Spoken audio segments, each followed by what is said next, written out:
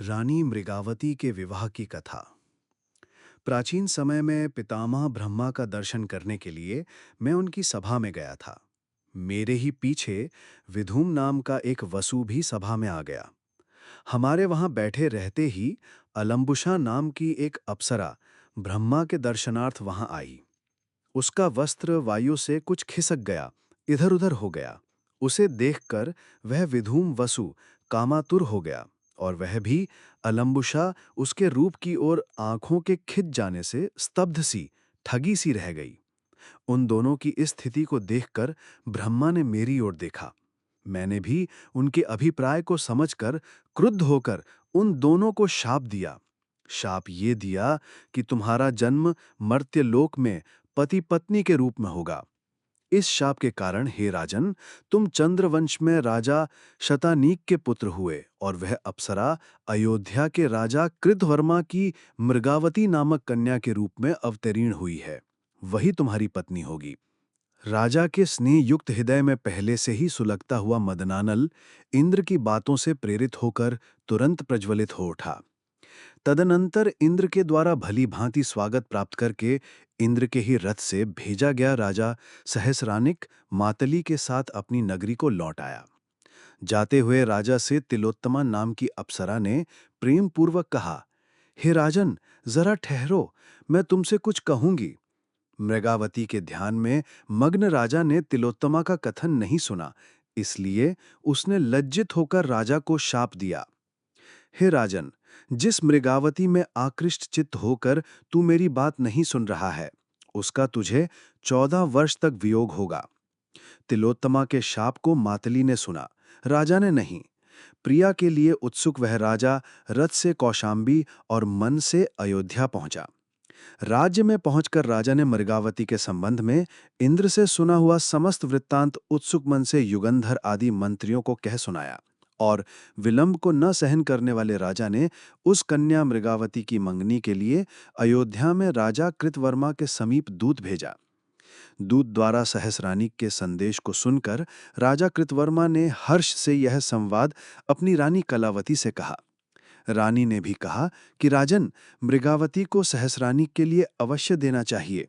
यह बात स्वप्न में मुझे किसी ब्राह्मण ने कही है, ऐसा मालूम होता है। रानी की सम्मति प्राप्त कर प्रसन्न चितराजा ने दूत को मृगावती का नाचना, गाना तथा उसका अप्रतिम रूप दिखाया। अनुकूल समय में राजा कृतवर्मा ने कमनीय ललित कलाओं की एकमात्र आधार चंद्रमा की मूर्तिमयी प्रतिमा के समान सुंदरी उस कन्या मृगावती को विधिपूर्वक राजा शतानीक के लिए दे दिया।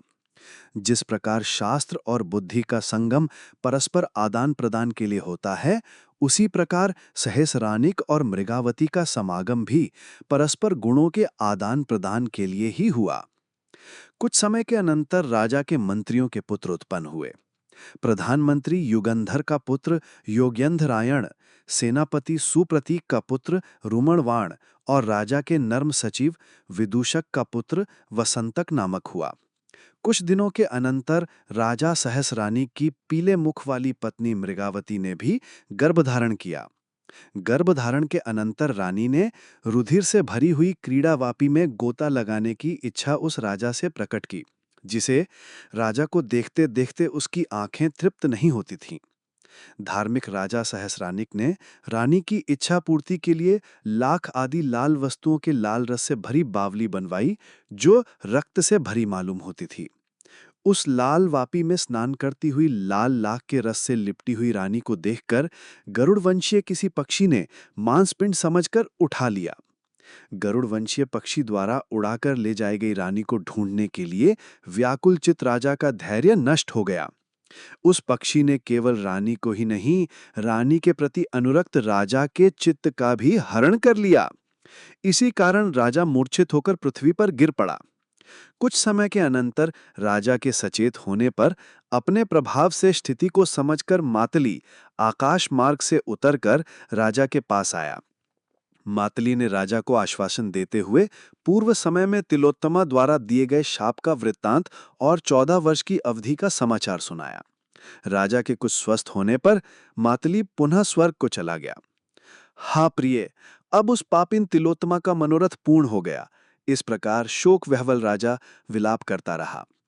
तिलोत्तमा के शाप का समाचार जानता हुआ और मंत्रियों द्वारा समझाया बुझाया गया राजा किसी प्रकार आश्वस्त हुआ। उधर वह पक्षीराज भी रानी को उड़ाकर ले गया, किंतु जीवित देखकर उसने उदय पर्वत पर उसे छोड़ दिया। छोड़कर पक्षी के चले जाने पर शोक और भय से व्याकुल रानी ने दुर्गम पर्वत पर अपने को अनाथ पाया। अनंतर एक वस्त्र पहने हुए जंगल में रोती हुई उस एकाकिनी रानी को खाने के लिए एक भारी अजगर तैयार हुआ। सहसा धिक्कर अंतर्हित हुए किसी दिव्य पुरुष ने अजगर को मारकर उस शुभ भविष्य वाली रानी की रक्षा की।